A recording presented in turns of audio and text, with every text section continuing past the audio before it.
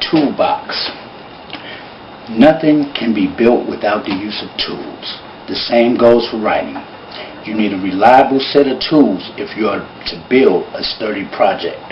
A writer's toolbox is not a tangible object, but instead knowledge of the elements to improve your writing. There are 4 basic areas that I'm going to concentrate on in these toolbox videos. What's in a writer's toolbox, you ask? Well, the basics are vocabulary, grammar, style, and dialogue. With that, we'll start with vocabulary. Everyone has vocabulary.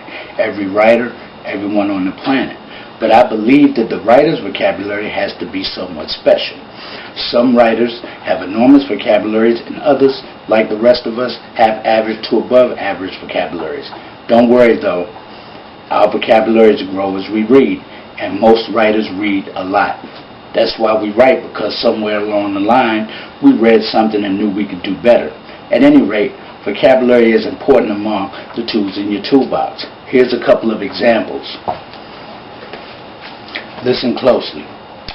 The leathery, undeteriorative, and almost indestructible quality was an inherent attribute of the thing's form of organization and pertained to some Paleogean cycle of invertebrate evolution utterly beyond the powers of our speculation. Now, take a second to think about what I just said.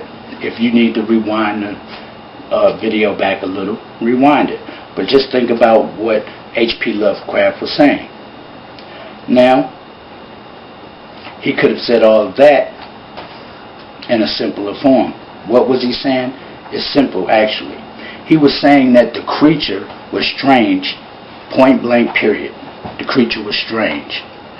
Now, Mr. Lovecraft was very renowned for his time. He passed away in 1937, a more cultured time. But in this immediate gratification digital age, that passage would be considered the equivalent of killing ants with a sledgehammer. It's complex, perhaps too complex for an enjoyable read. I'm in no way suggesting that some readers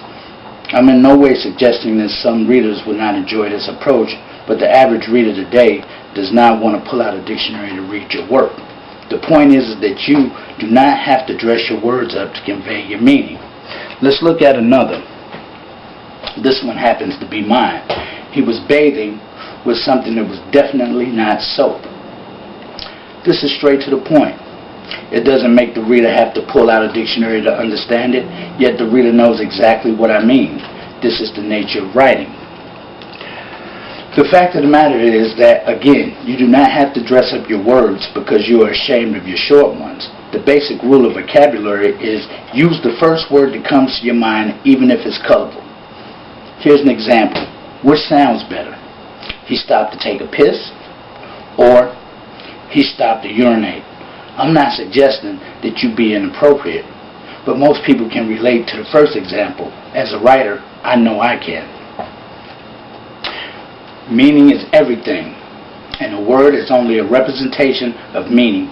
Even at its best, writing will almost always fall short of what you really mean. So why use a word that is only a cousin to what you really mean? With that, I suggest that you continue to build your vocabulary with reading and use only words that will convey your meaning the best they can without making your reader frustrated with your work. Thank you. I hope this information has helped you.